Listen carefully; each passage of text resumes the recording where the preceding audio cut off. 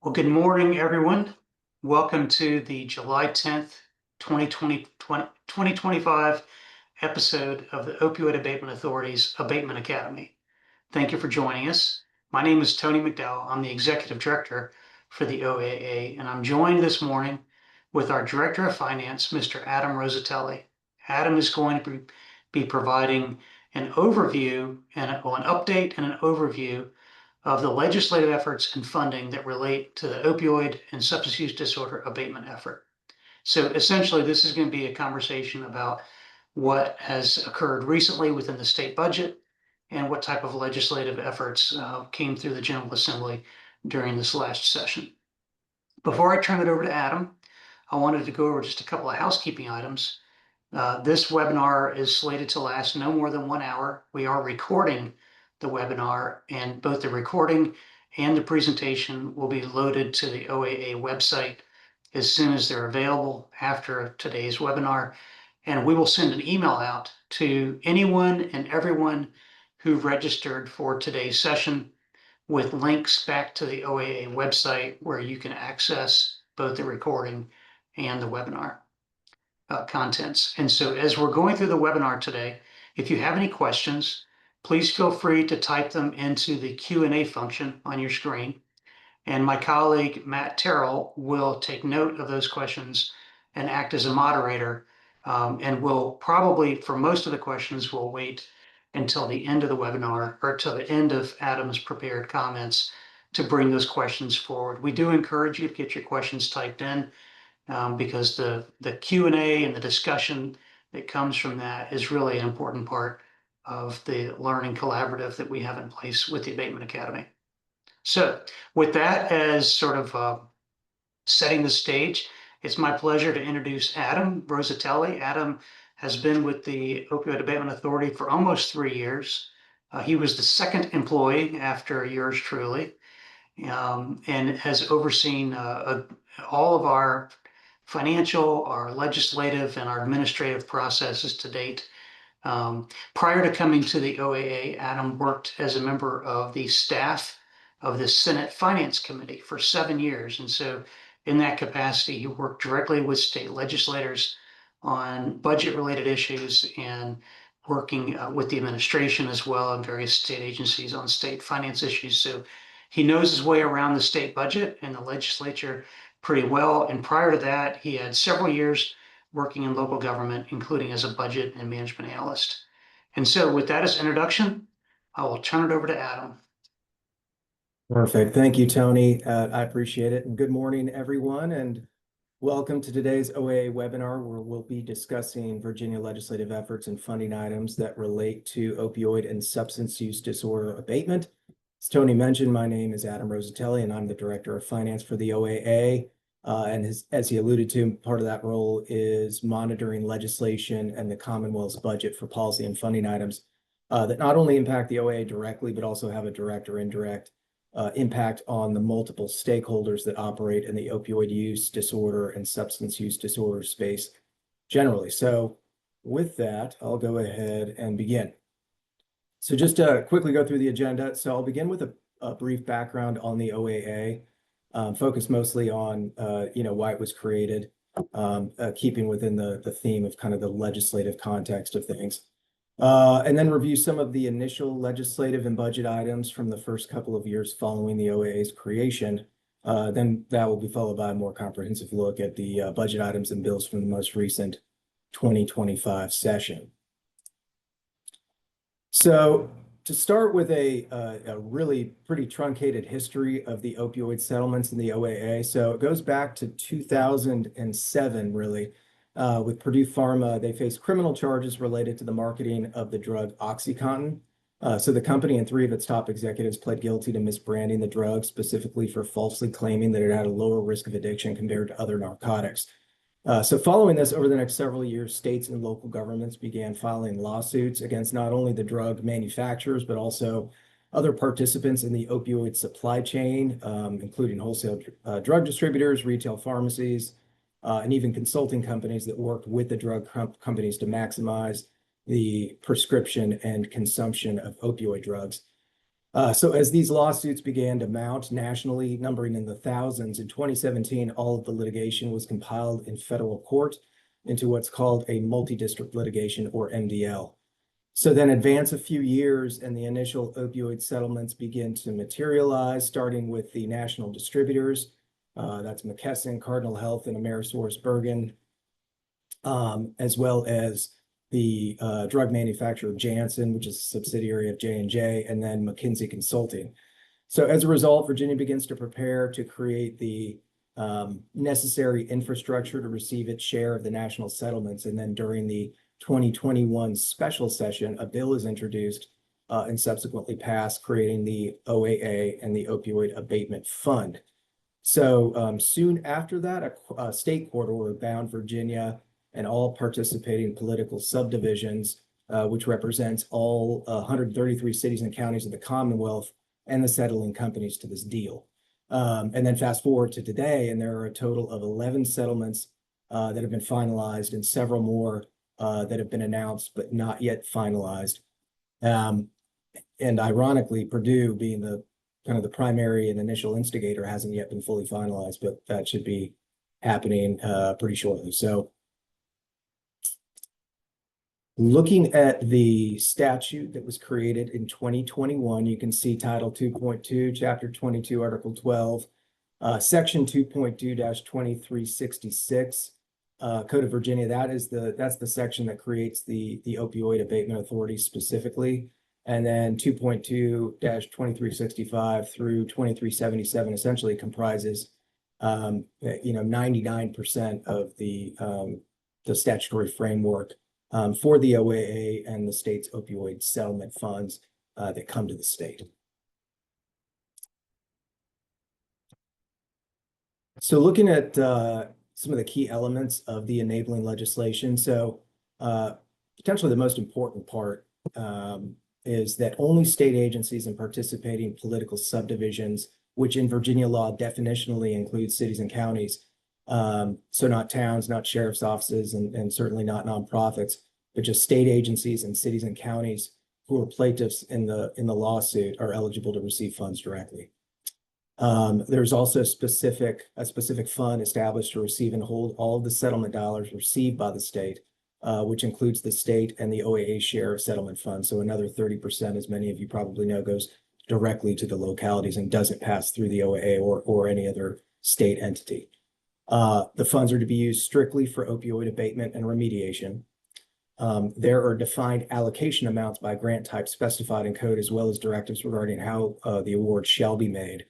And then looking at the governance structure, the OAA is governed by a diverse 11-member board made up of various state and local elected leaders and SUD and OUD subject matter experts, as well as those representing the recovery community. And just to make sure that we're good stewards of these settlement funds, the OAA is subject to an annual audit by the Auditor of Public Accounts. So I just described what was in the enabling legislation, and now I'll briefly describe a little bit about why it was structured that way. So first, there were legal reasons, including how the settlement described the distribution of funds, as well as the MOU between the state and localities that sought the creation of a state entity. The approved abatement uses listed in statute closely resemble the approved uses contained in what's called Exhibit E of the original settlement. The code describes and compels the distribution of funds based on a per capita measure of harm agreed to by the localities and included in that memorandum of understanding between the state and the localities. There's a small section that describes the consideration of present and future needs as it relates to the distribution of funds, which seems pretty basic, but it actually is a fundamental component of the overall multi-year financial planning for the distribution of funds, because these funds, again, come in over an 18-year period. So there's about 14, 15 years left for these funds, and that has to be planned out to make sure they're used appropriately and can kind of plan for the entire time horizon for the need for opioid abatement or remediation. There is also consideration of neighboring cities and counties working together on regional projects to maximize the utility and scale of their funds. And then overall, the structure of the statute was informed by lessons learned from past settlements most notably the Tobacco Master Settlement Agreement. So just a moment ago, I'd mentioned how lessons learned from past settlements were a contributing factor to how the enabling legislation was constructed. So if you recall, there was a time when there were significant financial improprieties that occurred at the state entity charged with allocating funds to the tobacco region of the Commonwealth pursuant to the Tobacco Master Settlement Agreement and the Code of Virginia. So following that, as indicated by that slide, there was a JLARC review that found that certain elements of the entity that is charged with distributing those dollars to the tobacco region for its purpose could be improved upon based on its governance structure, number of board members, et cetera, and who shall receive funds and certain restrictions on and conditions on funding related to that. So this history was certainly in mind when the statute governing the opioid settlement funds and the OA was created. In particular, the restrictions on fund use and the legal recipients of those funds. So now transitioning into recent budget items and bills from the initial few sessions following Virginia receiving funds and the establishment of the OAA in 2021. So we didn't really open our doors until 2022. And in calendar year 22, that's when the funding started to flow into the state and localities, and many localities didn't know what it was and certainly didn't know what to do with it, really. So there wasn't a lot of awareness by state and local leaders about the fund. So looking at the 2023 session, you can see that the Commonwealth had already received about upwards of $110 million in collectively in terms of the direct distributions to localities, as well as what the state had received in terms of the OAA share and then the Commonwealth share of funds. But again, didn't know exactly what to do with it. There hadn't been an opportunity to appropriate the funds for the Commonwealth share of funds, which is the process that it goes through in order to expend those dollars.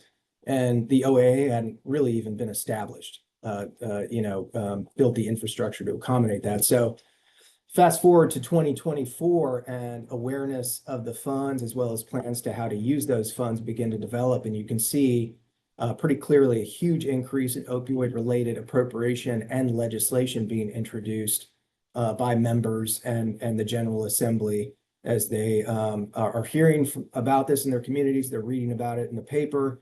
Generally the awareness level rises. And that is reflected obviously in the Appropriation Act and in the number of bills that were proposed and passed. So now transitioning to some of the specific early budget and legislative initiatives from the 2023 and 2024 regular and special sessions. So I believe everything on this slide is from the 2023 session. So you can see there wasn't a lot initially, right? So there was some funding from VDH in the Appropriation Act in Chapter 1, funding for VDH to provide the OA with administrative support. We are a very small agency, potentially the smallest agency in the Commonwealth. We've got 7 full-time employees, and we're charged with distributing in a prudent fashion, roughly $615 million over the course of several years. So small agency needed support to assist us in this. So VDH was initially charged with providing us with administrative support. And then given the amount of money that's flowing directly to the localities and to us, and then out to the other localities via the Opioid Abatement Authority, the APA had interest in clarifying the accounting and audit requirements associated with both the direct share and the funds received by the OA. So they created the local audit specification language that kind of clarifies how localities should account for these funds from an accounting perspective and also how to treat them from an audit perspective. So it goes into their comprehensive annual financial reports at the end of each year. And then the initial appropriations, $1.4 million was put in for naloxone, Revive kits and those doses of naloxone that accompany them.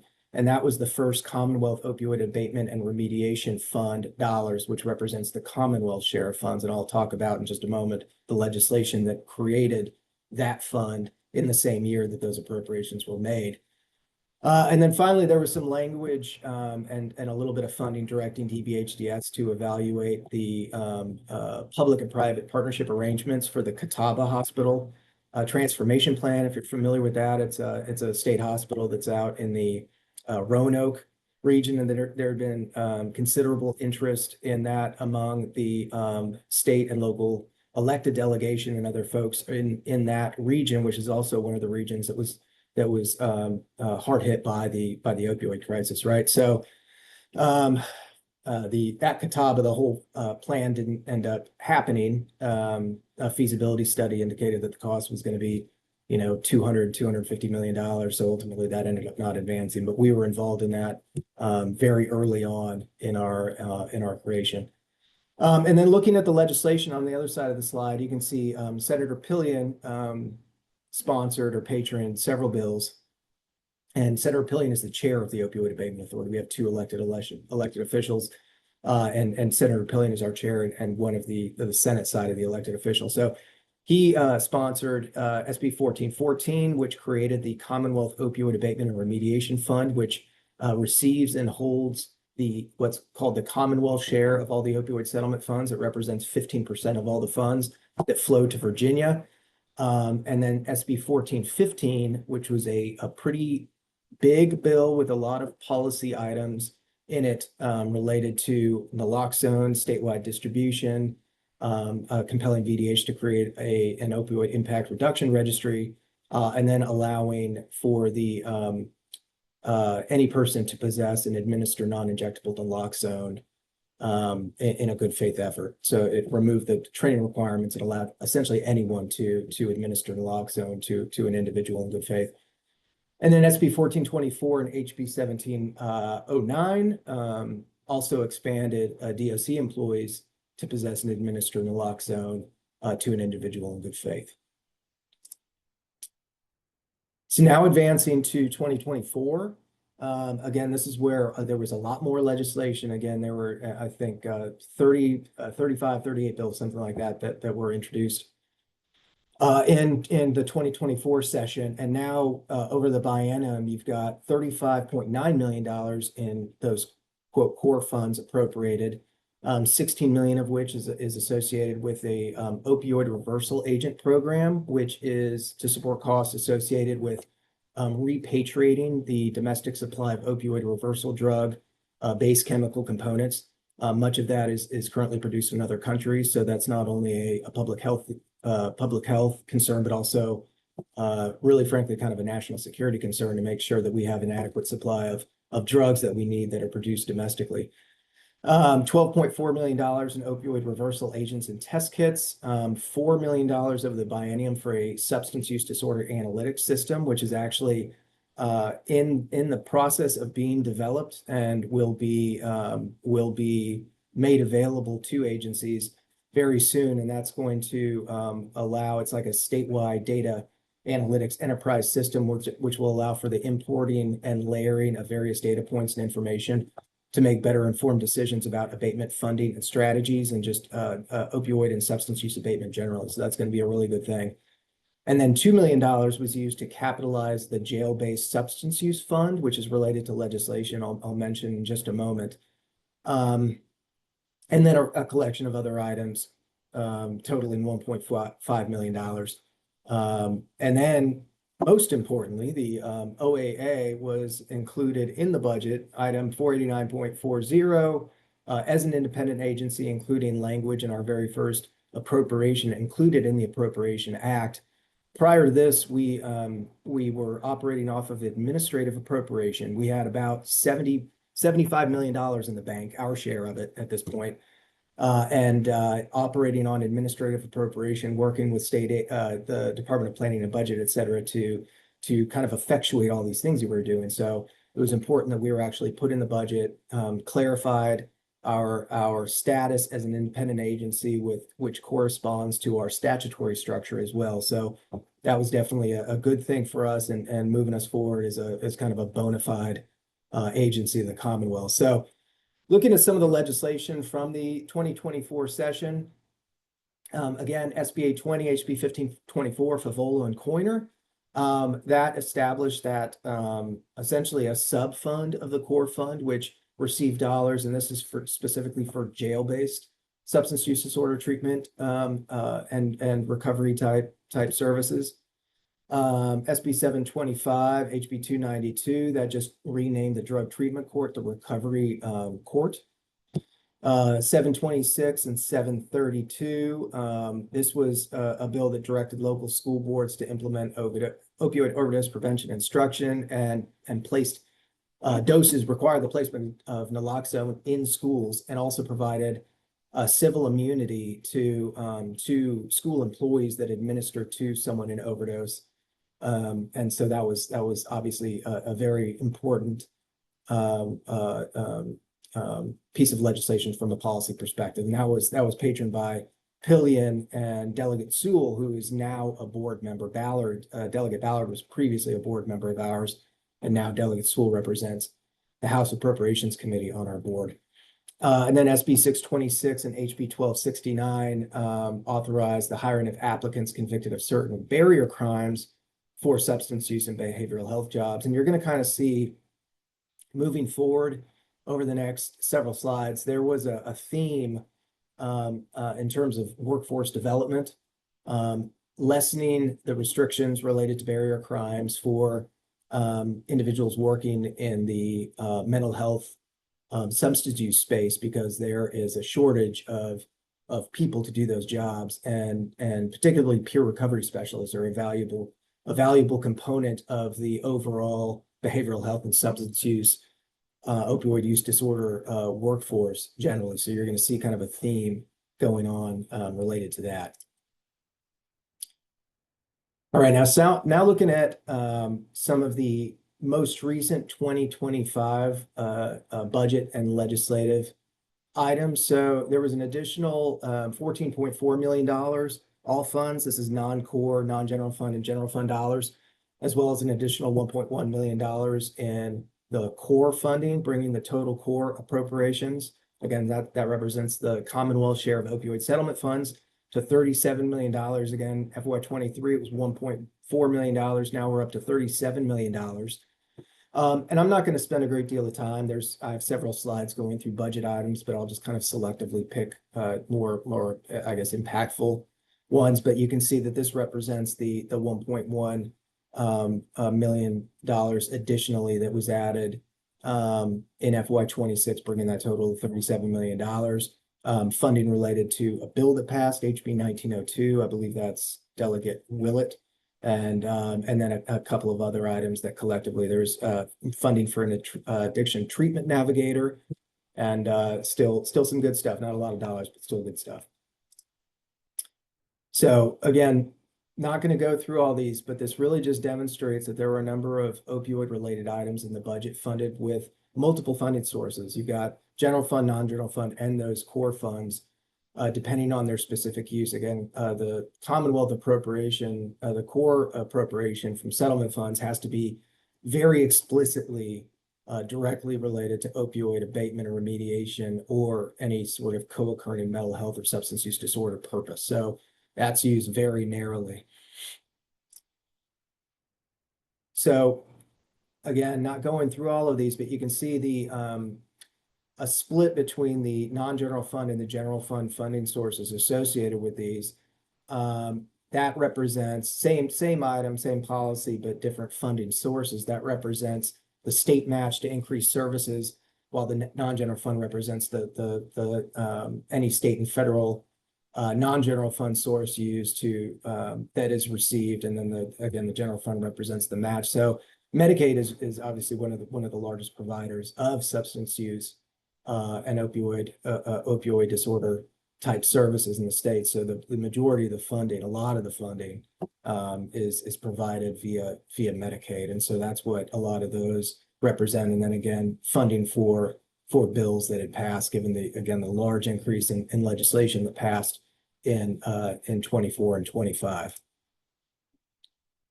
And then rounding out some of this non-core appropriation, you can see a total of $3.3 million associated with collectively with the adult psychiatric access line, and then the 211 information and referral system.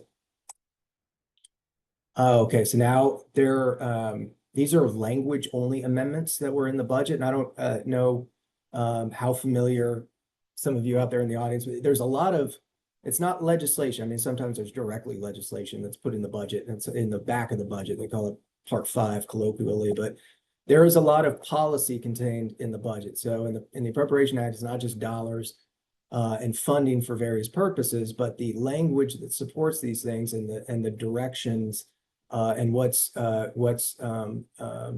communicated kind of qualitatively or verbally in the budget is policy, right? So there's a lot of policy that's contained in the budget as well. And so I won't go through all these, but in the interest of time, I'll focus on some of the most impactful ones, I think, from a policy standpoint. So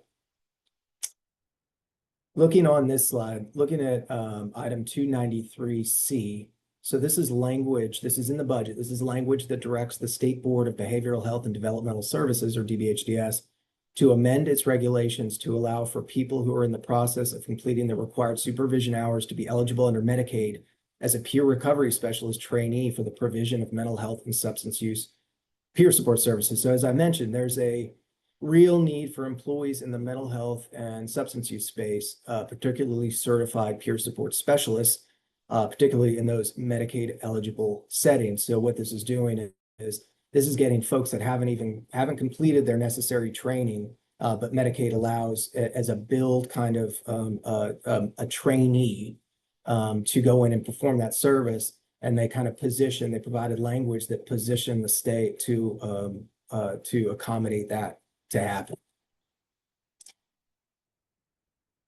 So looking at a couple more items here, 295 and 296 are particularly impactful for the residential recovery community. So item 295, this required DBHTS to align and monitor the Commonwealth of Virginia's recovery support services, including services offered by recovery residences and other similar providers with nationally recognized ASAM criteria to ensure quality and consistency in care by the end of FY26. And item 296 modifies language that had been in the budget already.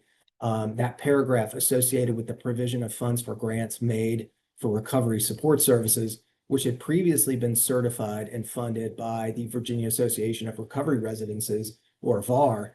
So what this does is it essentially strikes VAR and replaces it with funding made for that purpose through DBHDS for recovery residences certified through DBHDS. So collectively, those language items fundamentally change how recovery supports are certified and the criteria used for certification and the funding provided for those certified providers. So just those two budget items, those two language items in the budget had a really, really substantial impact on that section of the opioid and substance use space. All right, so now moving into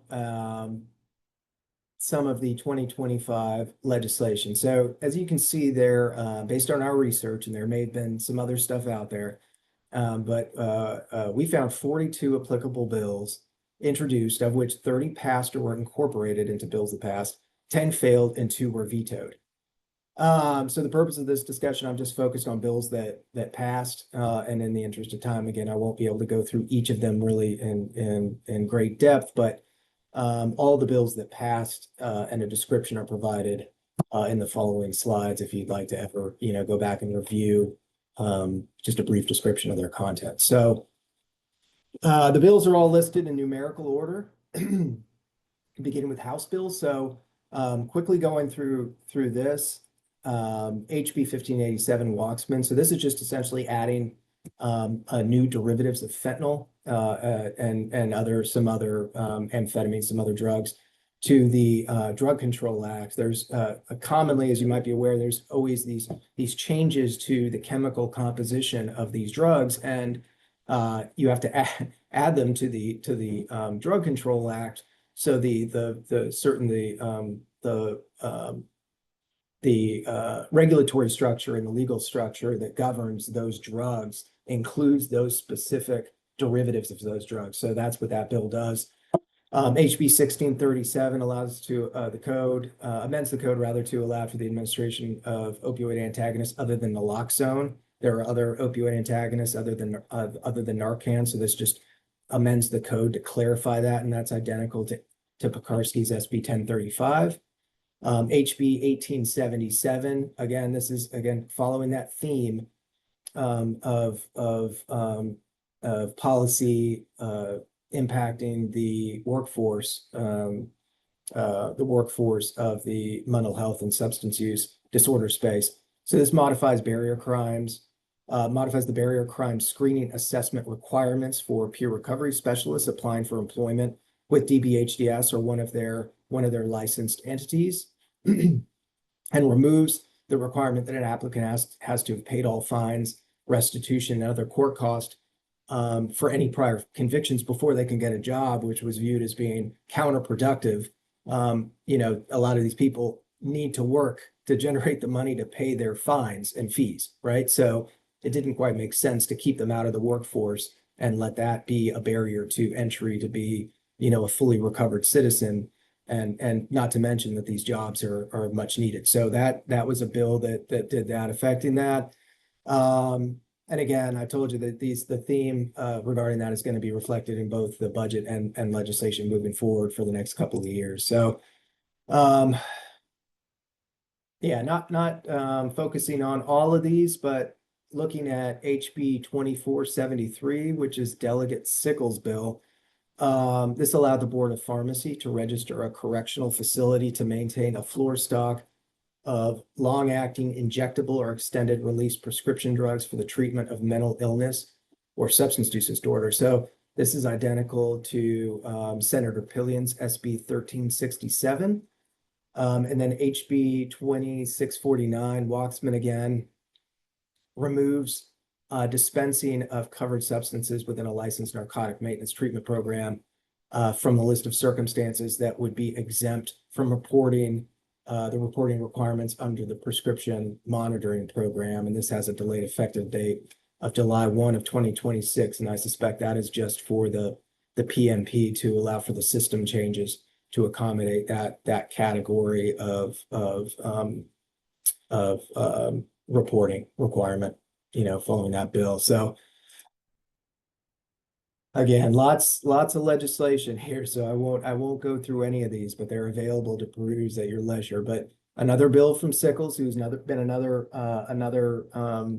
member of the legislature that's put in a lot of legislation related to opioid and substance use disorder issues. So 2738 requires health insurance coverage to provide coverage for mental health and substance use disorder benefits for children, adolescents, and adults, and requires other things that the coverage apply definitions of generally accepted standards of mental health or substance use disorder care. So that's obviously a huge issue, that these types of services are unequivocally covered by your insurance, as defined as health insurance coverage is defined in the bill.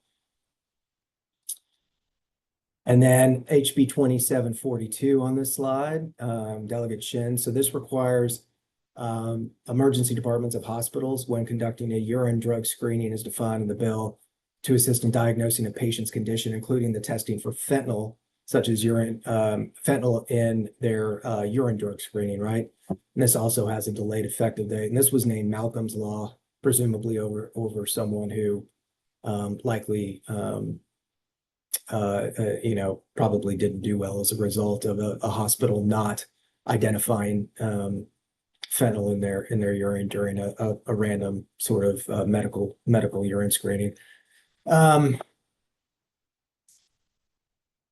Moving forward, just focusing on a couple of these. So HB 2774, this is saying this requires public school principals and heads of private schools in the Commonwealth to report certain information to the parents of enrolled students within 24 hours of a confirmed or suspected school-connected student overdose.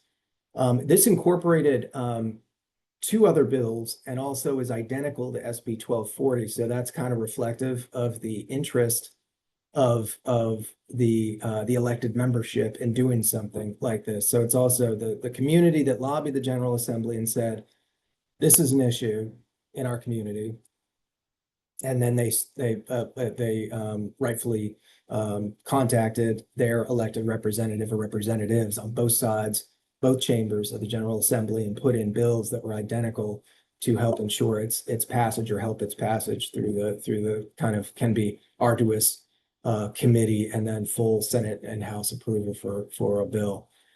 SB 746, Senator McDougal, and this is under certain creates a felony or a certain charge for a person under certain circumstances who sells or transfers knowingly or unknowingly a substance containing fentanyl to a person who subsequently dies as a result. And this is guilty of either that person is guilty of either involuntary manslaughter or Class 6 felony. So and again, this is identical to another House bill. So there are policy perspectives on the kind of the more hardline public safety approach.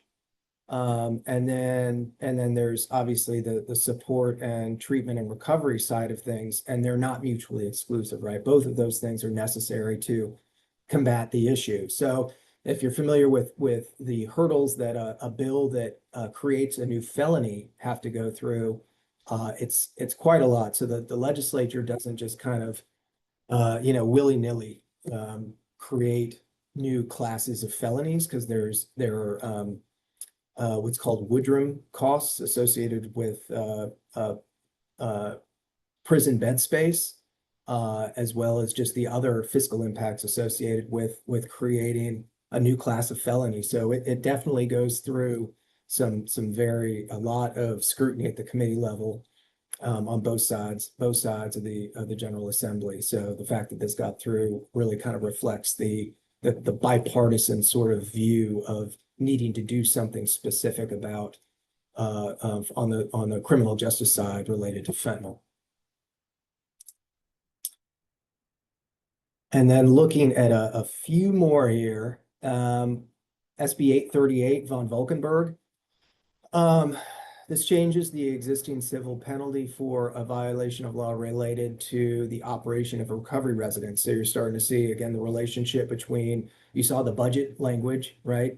Again, if you remember the language that struck VAR, that had the responsibilities for accreditation and the distribution of grant funding to those recovery residences, you're starting to see the legislation as well that accompanies that is speaking to oversight of those recovery residences and kind of tying those things together, right? So that's another piece of that. And then if you look down at the next one, SB 924, this is clarifying that drug checking products used to determine the presence or concentration of a contaminant that could cause physical harm or death are not considered drug paraphernalia or controlled paraphernalia. So given that it says it clarifies, it's just, I guess, restating the fact. But yeah, I mean, so we're essentially talking mostly about fentanyl test strips, right?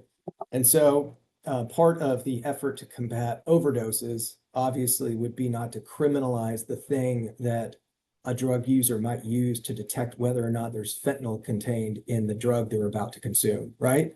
So, and the fact that it's Senator Head also speaks to kind of the bipartisan nature and the view of kind of the multifaceted approach from a public safety and a public health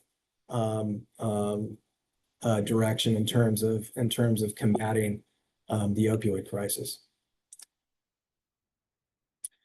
All right, so we're closing it out here with Senator Pillion's 1367. So this allowed the Board of Pharmacy to register a correctional facility to maintain a floor stock of long-acting injectable or extended release prescription drugs for the treatment of mental illness or substance use disorder. And again, I think I just spoke to this one. This is identical to HB 2473, which is one of Delegate Sickles' bills.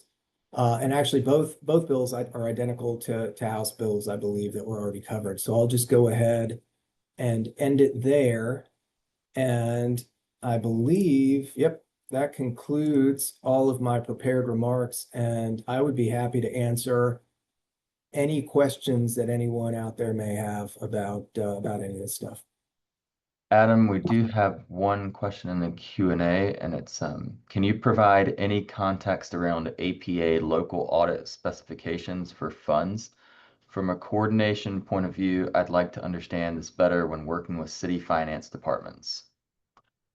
Sure, that's a great question. Well, so the local audit specifications and there, I will say, first of all, there is a really helpful document that the Auditor of Public Accounts has available on their website if you go to the local government section. And I believe we actually have a link to it on the Opioid Abatement Authority's website as well, that kind of describes all that. But that is going to that is what the local auditors are going to reference when they understand what their requirements are with respect to their direct distribution funds that the locality is going to receive, as well as the funds they receive from the OAA, and making sure those funds are used in a manner that's consistent with the accounting standards that are required of those funds based on the fund type, as well as that the funds were used in a manner consistent with what's required statutorily of OAA grant recipients and those state distributed opioid settlement dollars. If that answers your question. If that didn't answer your question, I'm happy to try to elaborate or narrow my response to help you out. That's essentially it. Another question is, are we able to get this presentation sent to us after this call? Yes, the presentation will be available on our OAA website under the Abatement Academy. It should be there within the next day or two, along with a recording of this presentation. Absolutely. And again, this wasn't necessarily, it was, I believe it was all the bills that passed. But if anyone ever has a question about something legislatively or from a budget perspective on opioid or substance use issues generally, don't hesitate to reach out. We're happy to talk about that with you, or if we can't help you, at least point you in the right direction. Another question from Q&A. With the striking of VAR, will DBHDS be provided additional positions to certify/monitor recovery residences? That's, I don't know. I would have to go back and look at the budget amendment. But if you look at this at the presentation and look at the item number, that is actually contained in item 725. And sometimes it is hard to tell. I'm sure there was additional appropriation made, I believe. But it's hard sometimes to unless they clarify that an additional position was created as a result of that additional appropriation. Sometimes it's hard to tell. So I'm sorry, I can't answer that question specifically. But if you were to go to the budget, you can crosswalk the item number and the description in this presentation.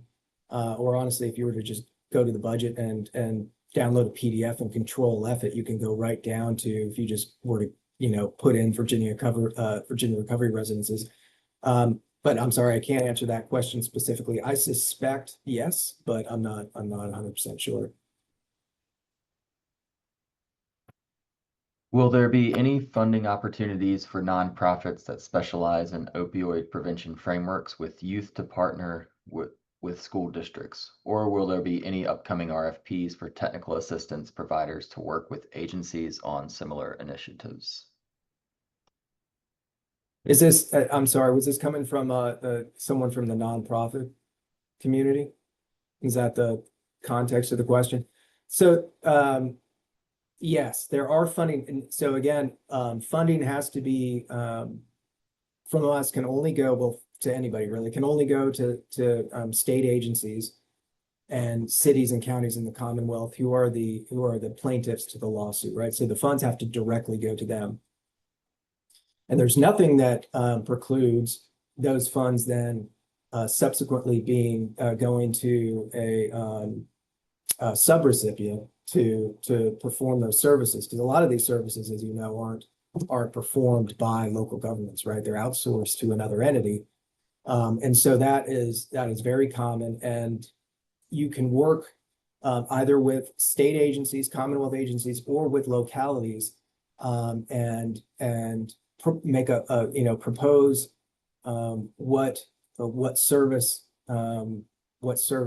would be provided. And there are direct funds, the settlement funds that the locality receives directly, which again constitutes 30% of all the funds that go to the Commonwealth, as well as state agencies. So we give money to localities and state agencies, and the localities receive money themselves. So you can work with a locality to try to get that sort of business, so to speak. Now, looks Charlie popped on, so I don't know if he wants to say something related to this. Yeah, there's a lot of layers to what that question is. So Adam did a nice job of summarizing the grant side of that. And as I also there was the question about the technical assistance. OAA doesn't have any current plans to issue its own RFPs related to technical assistance, but that does not prevent any technical assistance providers from approaching localities, and offering their services, or responding to any type of localities that maybe put those RFPs out on their own. And there are certainly different things like they have the ability to, an approved usage of their funds is doing like a planning effort. We've done a number of grants that are basically creating like opioid abatement strategic plans for their communities and stuff.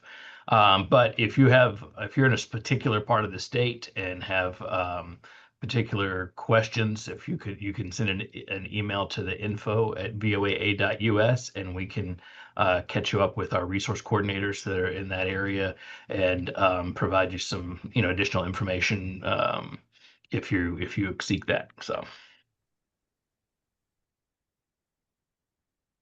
Charlie? Another question is, can you talk about the bills that were vetoed and any reasons why? Oh, there were two. Yeah, you know what, if you'd like, I can follow up. I know there were two, but I didn't bring up the notes specific to those two. It's hard to say, without reading them. Sometimes, obviously politics plays a role in this, and as well as policy. So yeah, I'm sorry, it's hard to say, but I'd be happy to follow up with you, because I know, after I get my notes together, I'd be happy to answer that question for you.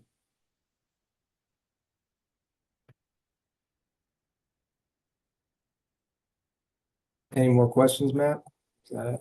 We do have one more, but I believe it's very similar to that previous question. Will there ever be funding made available for community-based nonprofits already deep in the trenches, providing SUD, mental health, counseling, and PRSS to help people attain and remain in recovery? Yeah, so the previous answer applies, where, yeah, we can't give money directly, so I don't think anything about the settlements is ever going to change that. That's all pretty tightly wrapped up legally, right? But you can work with localities and state agencies. In my opinion, I think working with localities directly is probably your best bet. Yeah, so that's the approach I would take. yeah, just probably one other point of clarification is that, we've only done a couple of specifically directed types of grant programs for like cities and counties to apply for. Normally, we let the cities and counties come to us with proposals that meet, approved abatement uses that are what their community feels that it needs most, because every community's got something a little different, whether they're across the state from each other or right next door. And then as we go through this, get to year 5, 7, 10, those needs may change, and they can pivot on that much quicker than trying to do things from a statewide standpoint. So just since we got two questions of that's it's not to say that we won't potentially be putting out a specific grant program, either a specific framework that cities and counties could use around a specific issue, or as we've done with other things, targeted grants with our funds that the board has the ability to make available for other types of things, as we've done with our Operation Stop grants. We don't have anything currently in the pipeline, but which is why we're encouraging everyone to kind of get out there and work with the cities and counties and stuff. You can also, if you're serving a larger region, you can certainly work through community service boards, local health departments. Sometimes local social service departments are a good place to kind of get your foot in the door if you're not already have those relationships established, and you've got your community, your organizations like Virginia Association of Counties, Virginia Municipal League, that also we partner with and work through, and are also other ways to kind of get connections if you're looking for any. And again, you can always reach out to us, and we can chat with you about what kind of services you have, and where make some connections for you who to look out for. So. Charlie? We do have one more question that's come in here. Is there a recommendation to states and cities to align efforts with nonprofits around this? States and cities to align. Do you want to take that, Charlie? I'm not sure. The OAA does not have any specific guidance on, like, you must work with nonprofits for this. We certainly encourage, anytime we're providing our own technical assistance to cities and counties, we encourage them to look for opportunities of things that already exist, or service providers that are in their communities, be that through existing relationships and RFP process. Some have used like a grant type of application process to assess this. But one of the things we focus on is many cities and counties haven't done direct oversight of these types of programs. They've worked through a community service board that's been basically responsible for it. They've worked through a local health department, which the health department's is in control of. So one of the things we tell them is you don't have to become experts in behavioral health and substance use disorder type of things to be able to get these grants and do them. So there are likely people in the community that already have this expertise that can assist you with that. That being said, the Code of Virginia requires, when we are assessing applications for grants for OAA funds, that the organization, any kind of like subrecipient organization, should have what it terms a track record of success, which can mean any number of things. Obviously, some years of existence, and the ability to kind of track data, achieve results, things like that.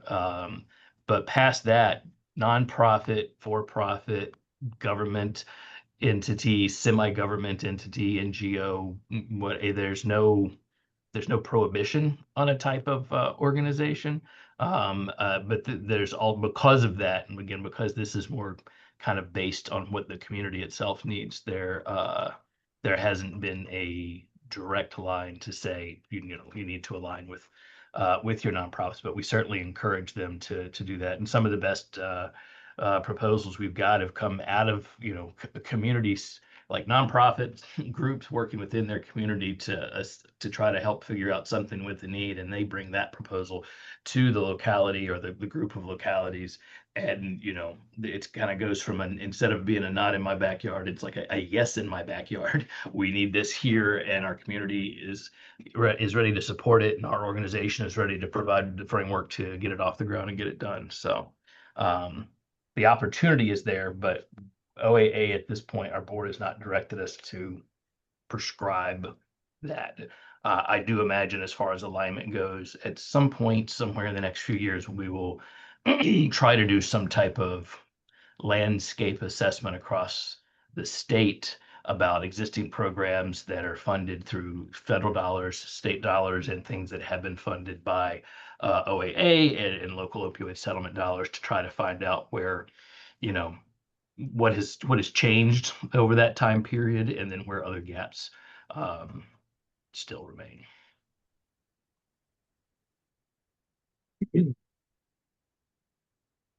All right, it looks like we're coming up on time here. Matt, are there any more questions? Not seeing any more in the Q&A or chat, and I don't see any hands raised. I think that's all. Okay, I think we can probably call it here then. Well, thank you everyone for attending the webinar. We've got another one next week, I believe, right? We've got it on the 17th. We got another webinar, so hopefully you join us again. Another interesting topic, very, useful information. So please join us if you can.